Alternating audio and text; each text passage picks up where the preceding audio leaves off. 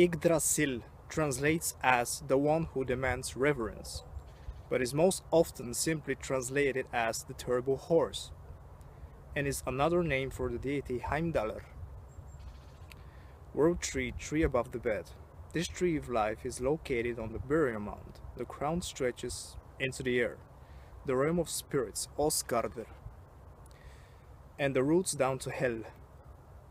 The stem is located in the middle, in Middle Earth, Midgardr. There are 3 roots, each drinking from a sacred well, one for each. These wells are called Urdabrunnr, the well of honor, esteem, Mimisbrunnr, the well of memory, and Hvergelmir, year-old draft, year-old current of air, or more likely draft from the past, or air current from the past. The grass was not cut, no herbs were gathered, and no trees chopped down on the burial mounds, and no animals were allowed to graze there. The mounds were fenced in to keep the animals out. This was a sacred place, in between the world of the living, 𝗗𝗓𝗣𝗥𝗧𝗘, and the world of the dead, hell. It was the Middle Earth, Midgardr. Yes, the scholars haven't figured out that yet. 𝗗𝗓𝗣𝗥𝗧𝗘 is of course our world. We are the deities. Midgardr is just a name for the burial area, located inside a fence, where man is held in between death and life, waiting to be reborn. The inside of the burial mound is called Valhall, the hall of the chosen, or of the fallen. A good strong tree of life was probably seen as a good thing. The taller, the older, and the bigger the tree, the more important the man inside the grave would be. The older he would be, the more times he would have been reborn, the more honor and esteem he would have been able to accumulate, the more memories he would have left behind, the more draft from the past would you be able to find inside the mound. His bed under the tree was Valhall, the hall of the chosen, or the fallen, and this is, as we know, Odin's hall. All the tree roots and all the sacred wells are located in Valhall. Just like Thor is known for his hammer flying through the air, in symbolism often depicted as a hooked cross, the Sanskrit swastika, Odin is known for his triskelion, alias triquetra, alias from modern times the Valknut, a picture of 3 roots, the 3 legs on which the tree of life stands, the 3 wells of the 3 sacred sources, the Trinity. Odin, this is me speaking here, Odin, Vili, and Ve, the 3 wells of the Norns, Urdabrunnr, Mimisbrunnr, Hvergelmir, and the 3 realms, Helheim, Jotunheim, and Niflheim. If I'm not mistaken, yeah. There's a runestone in Denmark, the Snowdelf stone. I'm going to mispronounce this probably, so bear with me. Known for its Odinic symbolism and text, Kunualds, Stein Sunar, Ruhalds Thular, or Salhalkun, which by scholars has been translated as Gunvaldr's stone, son of Hroaldr, reciter of Sauhaugar. This should, however, probably be translated like this instead: Gunvaldr's stone, son of Hroaldr, the sage of the burial mound. The burial, yeah. Gunvaldr, son of Hroaldr, was in other words a man with hamingja, and was located inside the burial mound. The runestone was his Yggdrasil, the landmark showing others where he was buried and how honorable he was, possibly just showing the way to his grave.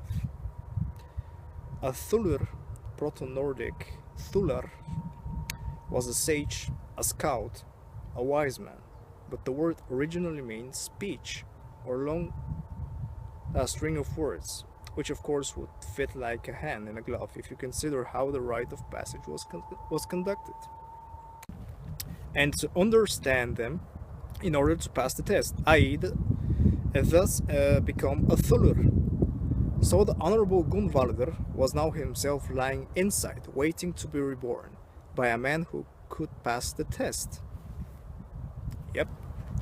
Music, or indeed sounds in general, can also help elevate man to the divine, or it can be used to lower man's spirit into the depths of the earth, into the spiritual abyss, to strengthen the ethne power in us, i.e. awaken base instincts, and to suppress the gods in us. Just like the divine light forms and shapes our minds, so does sounds.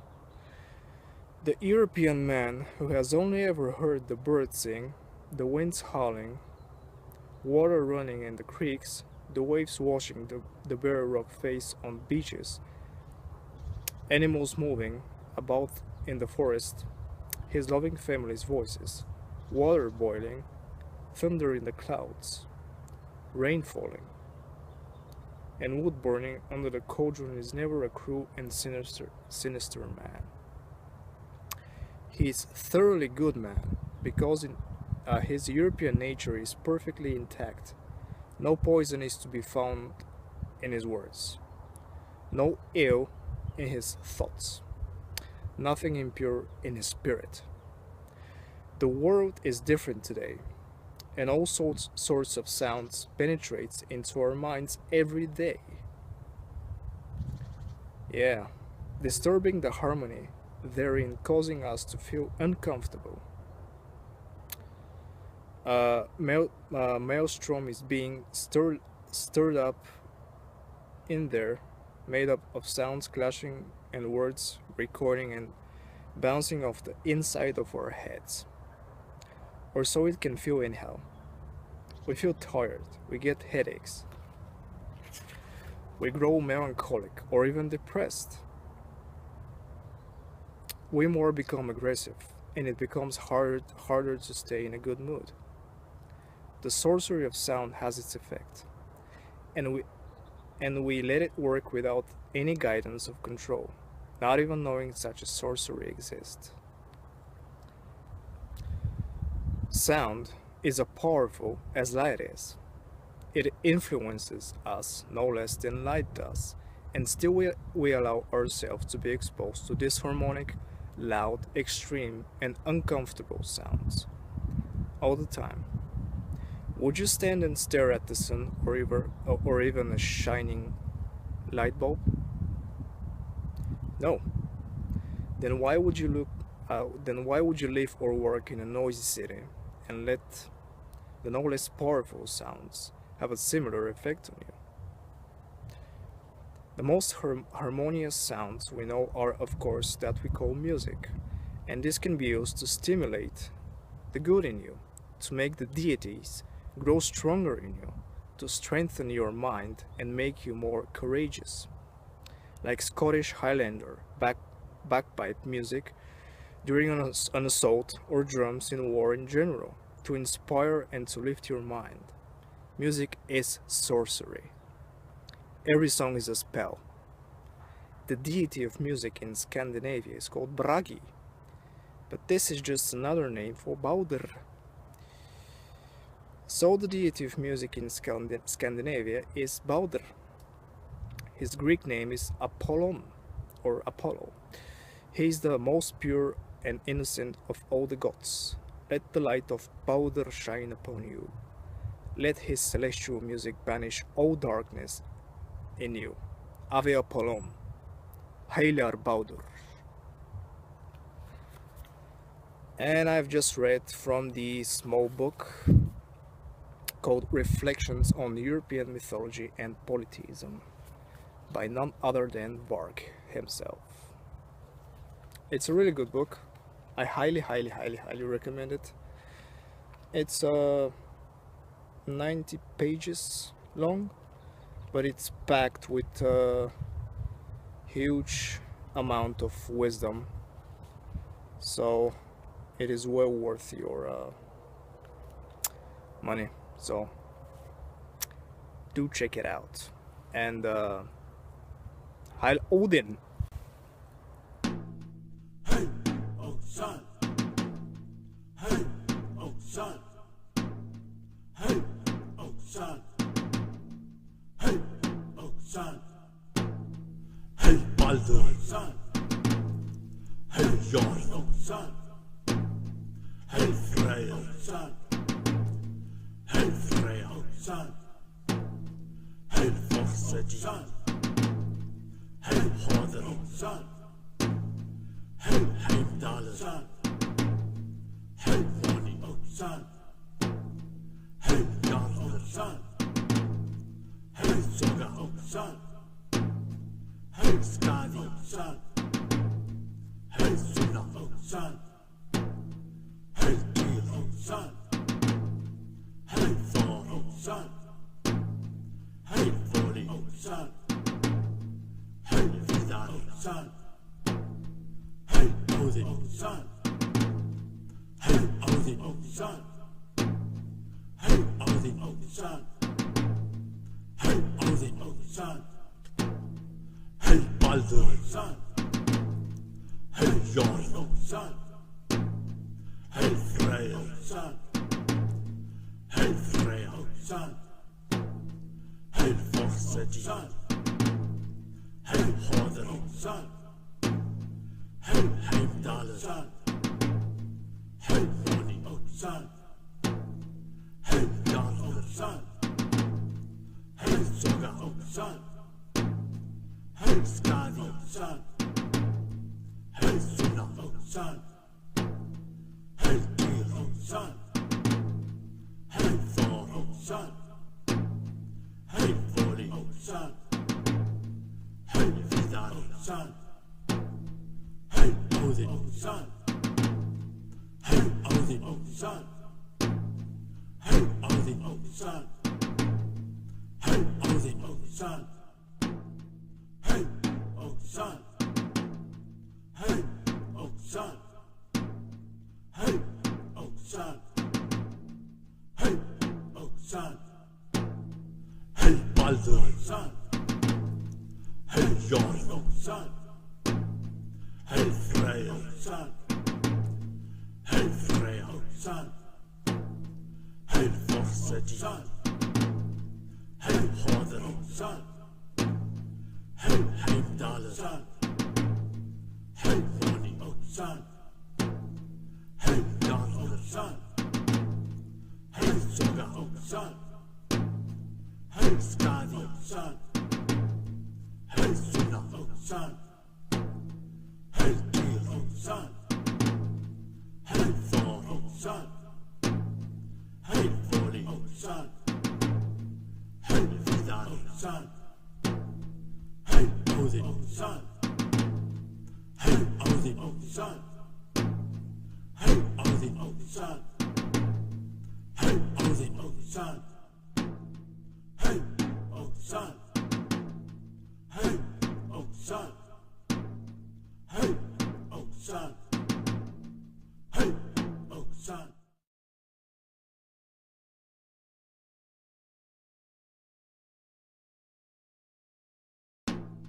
Hey, oh son. Hey, oh son. Hey, oh son. Hey, oh son. Hey, Baldur, son. Hey, Jon, oh son. Hey, Freyr, son. Hey, Freyr, son. Hey, 𝗓𝗓𝗧, son. Hey, 𝗓𝗓𝗧, son. Hey, 𝗗𝗢𝗧, son. The genealogy of the deities. We most commonly assume that it's important to know who is the father, mother, sibling, son, or daughter of this or that deity in the same manner as it is important for us mortal men to know our relations. Naturally, the modern anti-European man and the scam science of psychology in particular has used the stories about the different love affairs of the deities and their family relations for all it's worth to present our deities as adulterous and incestuous. But like always, they get it all wrong. The goddess Freya is described as having love affairs with a number of others, and this sounds horrible until you realize that she is just a picture of married women in general. And naturally, different married women have love affairs with different men, with their own husbands. In other contexts, Freya's love affairs are just metaphors or even mysteries, like the Snow White fairy tale. When Freya is said to be married to her own twin brother, Freyr, it only means that the marriage was symbolic. They were the sacred May couple. There is nothing incestuous about this, as the marriage was purely symbolic. Their children, the light elves, are but the hugauga generated by the May couple. The gods too are concepts and represent something in each initiated man, and their often seemingly adulterous love affairs are explanations to different phenomena. This offspring of these seemingly adulterous affairs The offspring of these seemingly adulterous affairs are but the effects and consequences of the phenomenon in question. When a deity is the father of another, it does not mean that he actually fathered the other, but that first gave reason for the latter to come into existence, or that the mastery of the powers of the first is a prerequisite for the mastery of the powers of the latter. E.g., like you first need to learn the alphabet. E.g., like you first need to learn the alphabet in order to read a text. Thus, in a mythological language, the alphabet is the father of reading, and reading the son of the alphabet. No deity actually ever procreated in real life, so they have no sons or daughters, no fathers or mothers, and no siblings.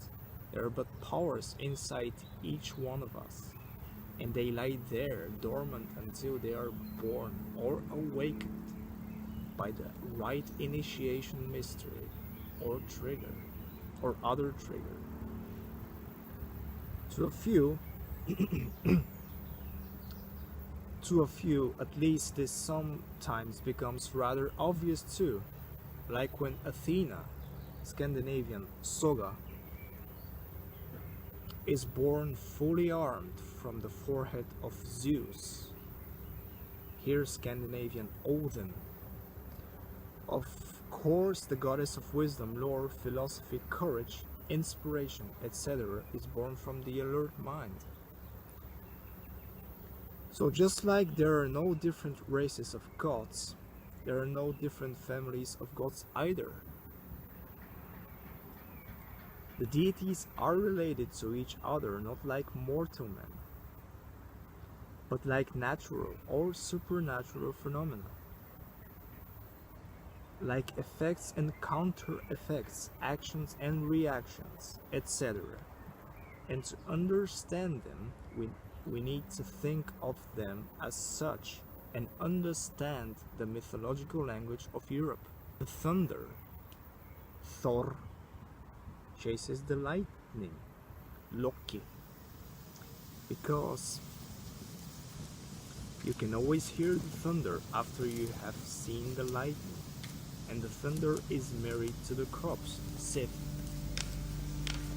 because the thunder brings about rain, and rain